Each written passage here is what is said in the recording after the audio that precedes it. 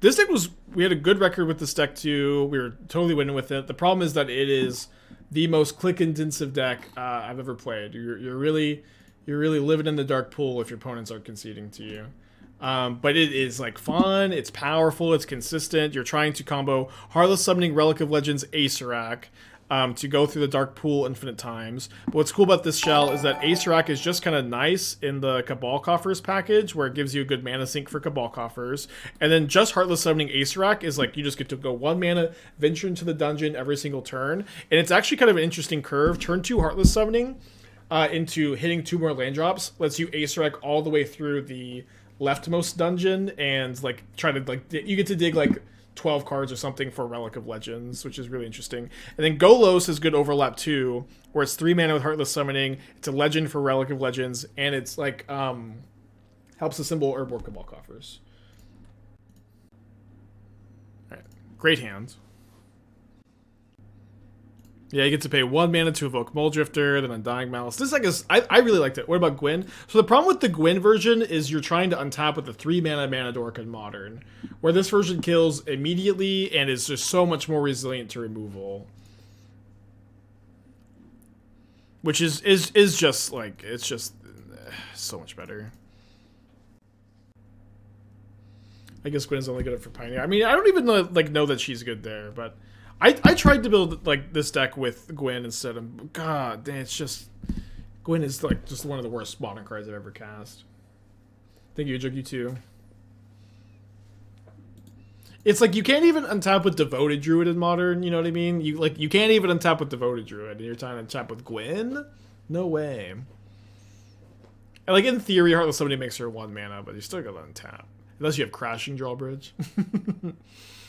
But I digress. Alright, let's go evoke Mulldrifter into Undying Malice. Oh, we have the combo for next turn.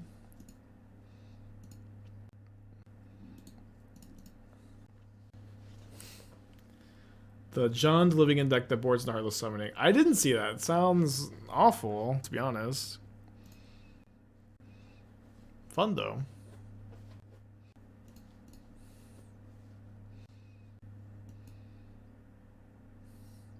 Yeah, I think we win even if they bounce the Heartless Summoning. Yeah, because we have the extra mana from the Cabal Coffers. Ridden 6 into Teferi. Pretty mediocre cards, if you ask me. I'm more of a Heartless Summoning Relic of Legends enjoyer myself. I think this deck's really good. Boy, does it take for... It's like much better paper deck, obviously, because you just... Do you beat in that dark pool?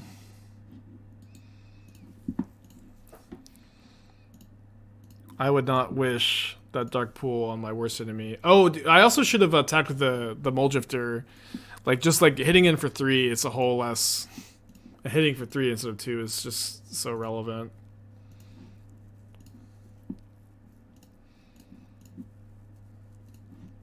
My opponent says, "Oh, that's really sick." But thankfully, most people at Magic Online just concede. I know we're always complaining, but like literally 9 out of 10 opponents, I feel like I've been conceding to this, which is like why we get to play it.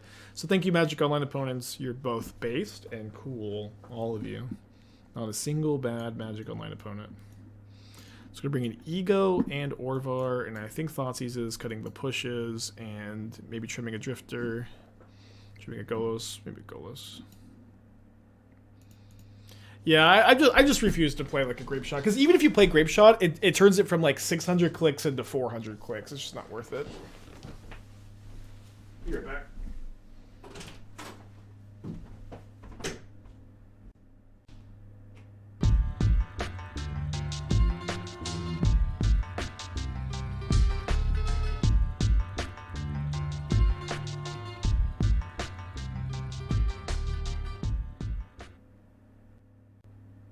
What's up? It's me, your friend Aspiring Spike.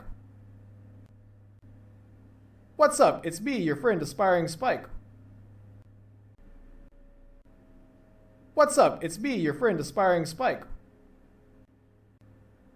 What's up? It's me, your friend Aspiring Spike. What's up? It's me, your friend Aspiring Spike. let's get the What's up? It's me, your friend Aspiring Spike. activated with another sick hand. I would love to draw a black card so I can go turn 1 Scam, turn 2 Heartless Summoning, turn 3 Golos. What's up? It's me, your friend Aspiring Spike. We did draw a black card. Yeah, there might be something stopping the desk. Hold on. What's up? It's me, your friend Aspiring Spike. No, I don't know. As soon as I sat down, it's... Maybe it was me, huh? What's up? It's me, your friend Aspiring... Yeah, sorry. Make it to the minimum bit. Yeah, maybe I should. Although it's kind, you know, we kind of like Saga Alter Brief. Yeah, again, I just kind of refuse to play like a dead card. I'm just not gonna do it. No. Do I Malakir Rebirth still? I guess I do. 1 minute 3 minutes. No. How was the simplest deck with Umori? I think that the deck was better without Umori with Stirring. Stirring just gives you so much more consistency.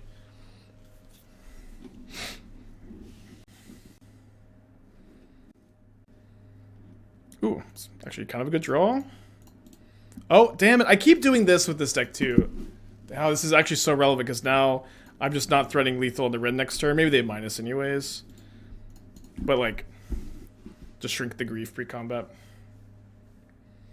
Budget alternatives to Orvar for the next sideboard. I mean, like, literally anything you want. So 4 Thoughtseize, maybe.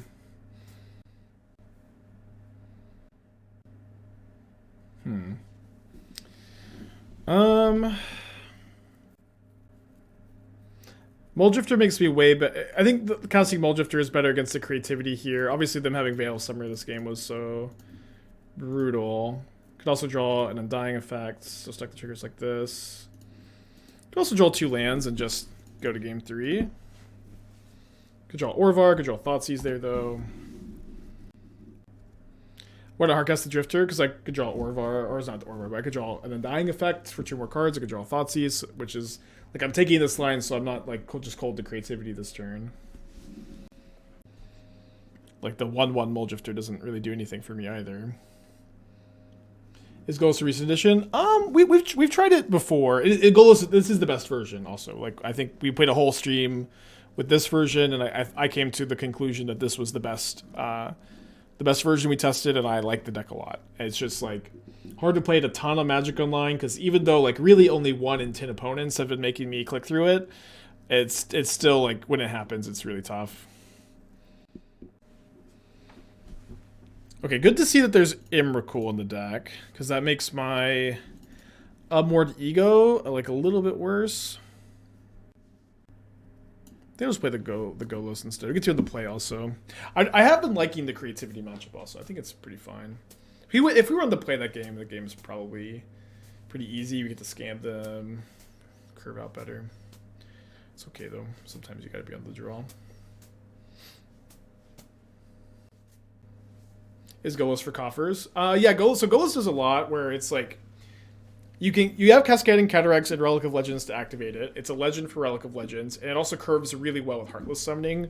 Get to go turn 2 Summoning, turn 3 Golos, and then just have tons and tons of mana. And then the Coffers mana is good in this deck too, where like Acererak is a good mana sink for Coffers, especially with Heartless Summoning in play. When I play Allured on Moto, I can see the match and he makes me click through Acererak. No, maybe don't telegraph that. I don't know. I think it doesn't. It's like 10 minutes to click through or something, like 8 to 10 minutes, which is not good, but that's enough time. Why no what card is that? Well, we have Scam, but we don't have another land besides the Rebirth. This hand is so frustrating. It's so close.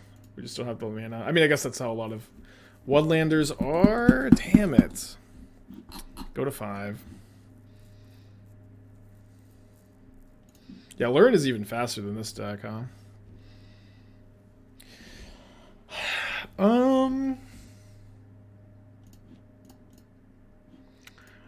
It might be unintuitive to put back both Thoughtseizes, but like Thoughtseizes on the Multi-5 just kind of suck, and we keep the third land, we can just win on turn 3 if we draw a Acererak. I feel like if I cast Thoughtseize, I'm gonna get Veiled. I might see if they like have a might see if they have a Wrenn and 6.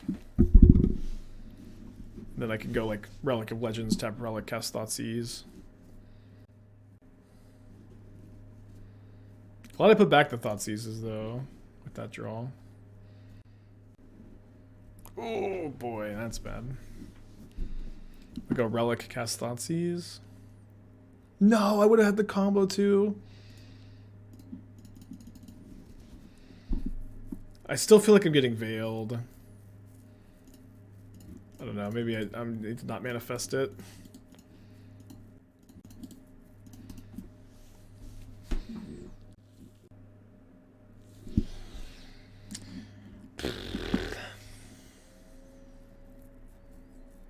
Just top deck another Heartless Summoning, I guess.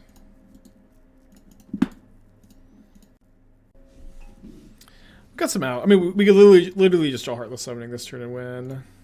Wrong combo piece, sadly. So I'm just not able to... this one is gain 1 life, then scry 1. I guess I should probably just do... here, scry 1. I think I actually bottomed that. Because I think I likely just need to find... Heartless Summoning next turn. Go to the left one. Usually I go to left, but here I just don't think I'm going to get to have many draws. I think the scry 1 is better than the 1 life. You should definitely go to left engine zipper. I maybe only have one more look here. Like my hope is that if they creativity equals 2, find Archon Emrakul again. I have exactly one more look at Heartless Summoning. I don't have the luxury of just like casting this every single turn. And if I do, it's gonna be like also okay. Usually I go left. Yeah, I was hoping they would hit Emrakul Archon instead of this. But that one gain 1 life into Mulldrifter is also not winning me the game. Tough game. I don't know how many times I have to say the same thing. Oh, I see, Ro. I see. Never mind. Do you have any insight on how to build 5-color domain mana bases of Pioneer Explorer? I've started a few times. It's weird and tricky. I don't necessarily have good advice for you. So we may just be like Profane Tutor, find Cabal Coffers, turn 4 Golos. My opponent's only a mull to 4. I think against a mull to 4, I'm kind of inclined to Grief pitch Fatal Push on turn 1. Since they're like, they could be Amulet Titan, they could be... Like, any deck is going to be like fragile to Grief on turn 1 here, and they're just like not very likely to be a deck that's soft to push. I'll take an Amulet from Titan if it's Titan.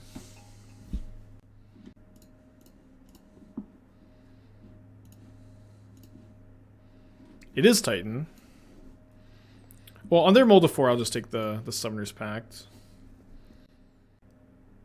Alright, 0 mana, win the game. They probably should have conceded to the cast if they were going to concede there at all, but we will take it. Gonna bring in 3 Thoughtseizes, Ego. I think in this matchup I've been going down 1 Drifter, 1 Golos, 2 push. Modern Horizons! I mean, they weren't supposed to concede there. I don't know what to tell you.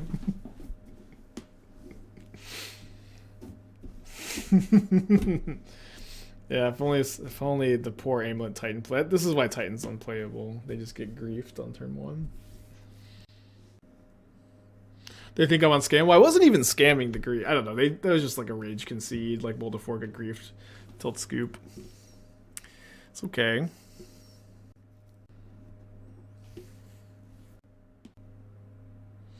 Is this Rainbow my new favorite, or is Asma Foods my bread and butter? I'm surprised anybody thinks I have any deck that is like a single deck that's my bread and butter. I literally have done nothing but play a huge variety of new brews and strategies nonstop for years now. Although there, it is try. Maybe deep down, I'll always just be the Sultai guy for some reason. I'll always just be the Sultai guy.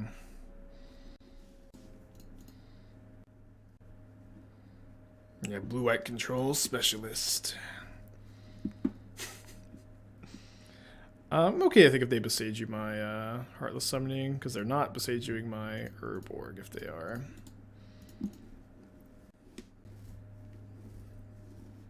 Scared God Wilderness Wreck, that was a classic one. Ray, 11 months ago, thank you. Yeah, I'm a Dark Souls streamer, always have been.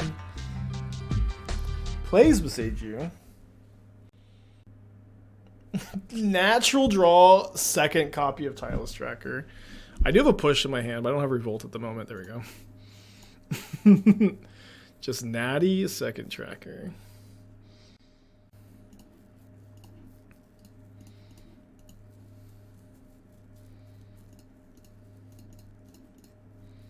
Yeah, I miss the Ant streams too. You just gotta grow up sometimes, I guess.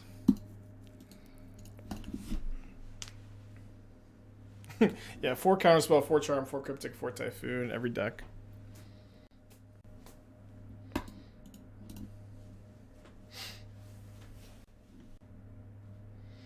I didn't concede to it this time. Cabal Coffers, Lake of the Dead. Kind of a non-bow. Lake would be kind of fun, though.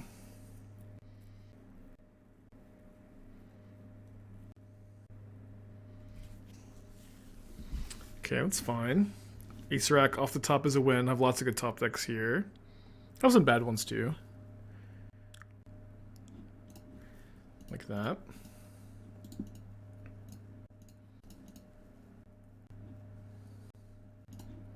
I have game 3 on the play if we aren't able to top deck. My opponent, you know, in theory, is going to take a long time recovering. I thought that they might have grabbed Celestia or Simic Growth Chamber that turn, so they could maybe transmute Teleria West. I guess they need another blue anyways. But it would also let them pick up Besage you, which they are getting to do right now. I don't know if what they'll Besage you, if anything, here. Maybe just waiting to see if I top deck Acererak, which I do, unfortunately, or fortunately, depending on how you look at it. I guess it's still a good draw. And we get to cast it a lot of times because of all these Cabal Coffers. Any merit to subbing an Honor Worn Shikaku to play our Needle effects? So, 2 things. Shikaku doesn't tap Acererak, you need black mana, not colorless. And Relic is a mana ability, so it doesn't get stopped by Pithing Needle. It would only get stopped by Phyrexian Revoker, which is obviously not relevant.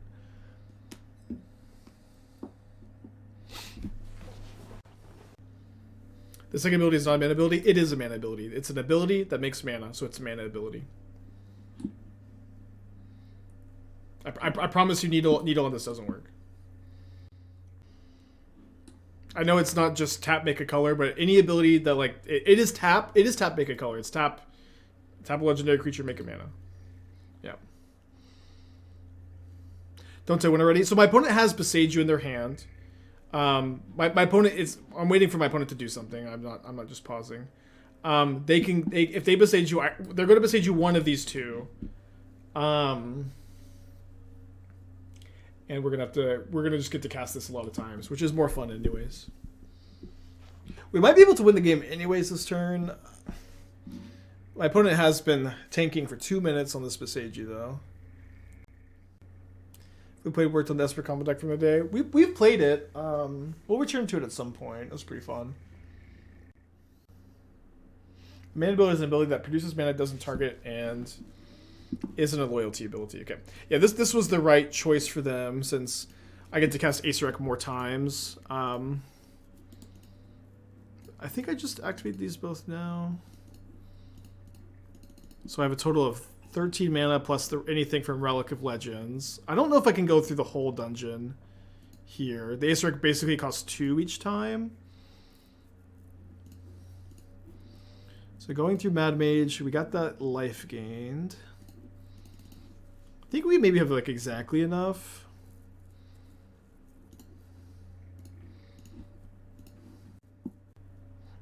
Despite me not being a big fan of the venture to the dungeon mechanic, Acererak is a pretty fun card because you just get to cast so many spells. And every time I cast a spell, I just get a little tiny drop of dopamine.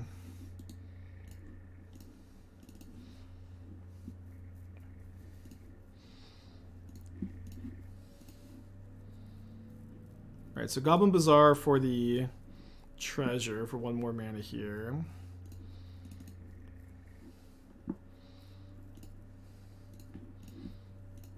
I love this deck. This deck is so sick. 2 to the bottom. Want to add tendrils? Hey, I'm not cheating. That card's not modern legal. Alright, so let's go Runestone Caverns. If we find Heartless Summoning right here, we just win for sure. Guess we'll just cast this Acererak.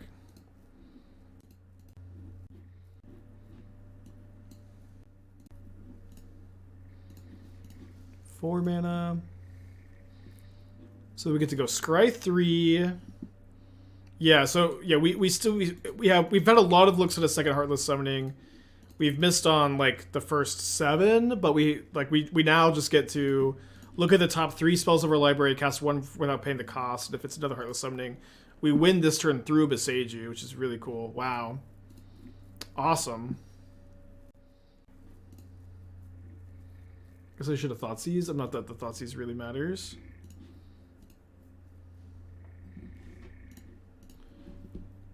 That's pretty cool. Just getting to win this turn through the Beseiju on turn 5. Just by like going through the dungeon thanks to the Urborg Cabal Coffers is pretty cool.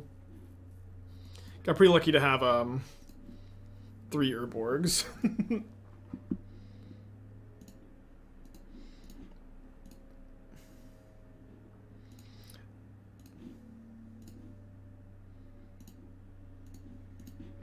Yeah, I just don't. And my point maybe just kind of trying to figure out exactly what's going on. But like in these kind of spots, I don't know why you wouldn't concede.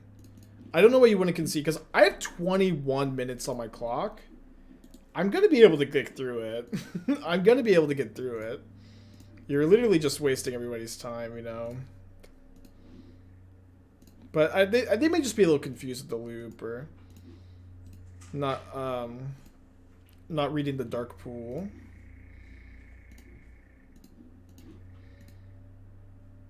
What was the first match? Creativity. We won game 1, and then I think we would have won game 2 if we were on the play.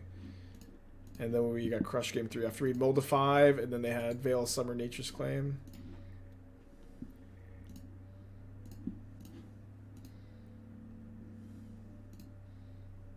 Yeah, no, yeah. This is like the worst deck to click through on Magic Online, period.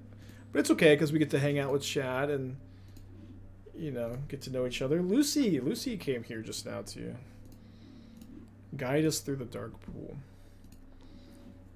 Like so, like, the combo is usually pretty miserable until you get to the dark pool. Then you just get to spend a brief moment in that dark pool. I'm gonna ask my opponent to concede. Would you mind conceding?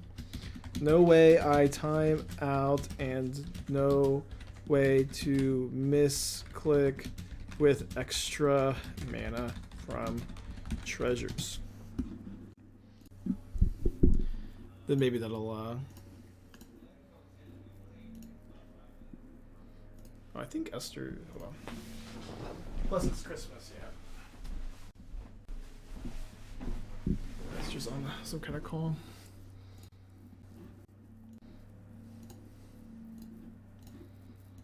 How does this win? So we are going through the dungeon infinite number of times. And every time we go through the Lost Mine of Fintalver, tell me how many killing it.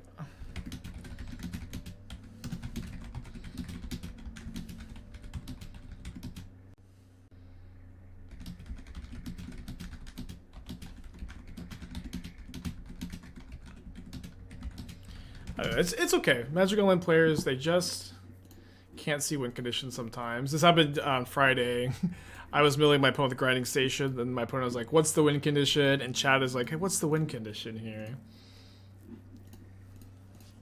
It can be easy to miss that you're getting drained for 1, you know. Nobody wants to read the whole dungeon.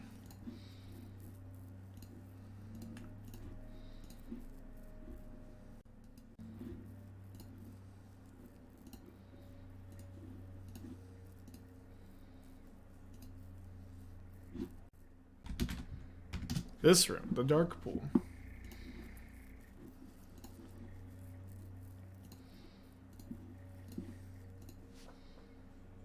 But it's waiting for misclick. The thing is, I just can't misclick because I have 6 extra treasure tokens to save me from a misclick.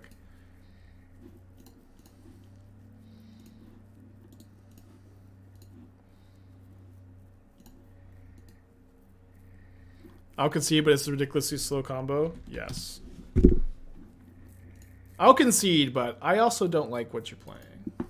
It's that the combo is actually way faster if you just fucking concede to it. The combo goes so much faster if you just concede when I have 21 minutes on the clock.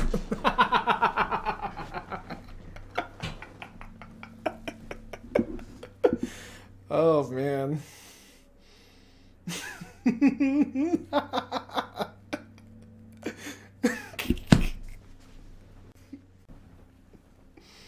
It's slightly toxic, huh? 15 CS tiny up spit.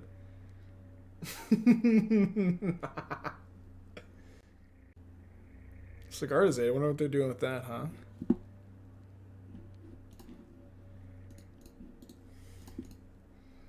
And paper should do your loop. Yeah, they do have to concede if they can't break it up. You can't just like make your opponent go through a loop. You demonstrate the loop happens until it doesn't happen anymore.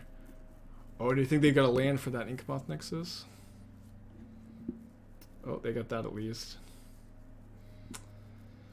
Well, not gonna tap out when I'm dead on board if I tap out, so just gonna pass back. Hope they respect a fatal push. Kelt, thank you for 7 months. Appreciate you.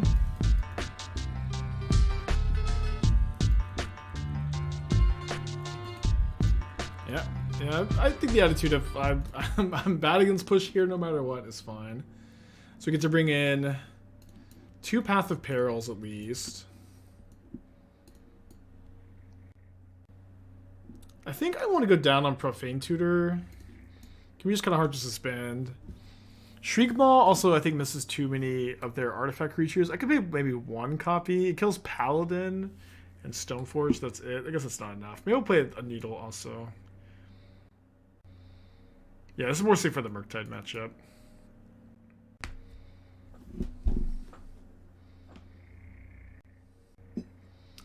I don't usually like Ego against Hammer. Would not recommend. Definitely has maybe like a little underplayed. Has its moments for sure. Okay, so this hand I can go turn 3 Relic, turn 4 Evoke Mulldrifter, Undie. Probably a little slow against Hammer. This hand has a Path of Peril, which is great, but has only a Cascading Cataracts as a land, so go to 5. And we have a hand that's worse than our 7. Keep. Oh boy.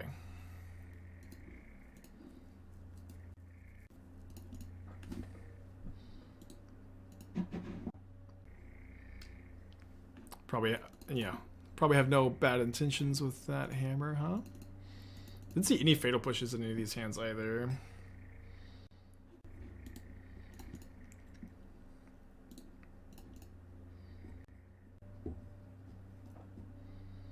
Core Outfitter. So too bad this Mulldrifter comes back tapped. Just have to evoke.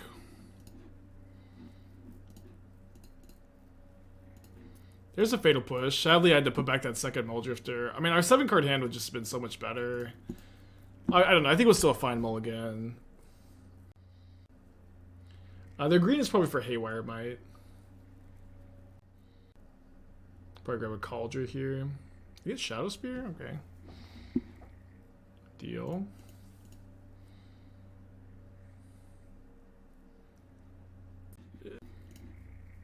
Come back, Mulldrifter. I guess I could maybe Cottage it back. Nope.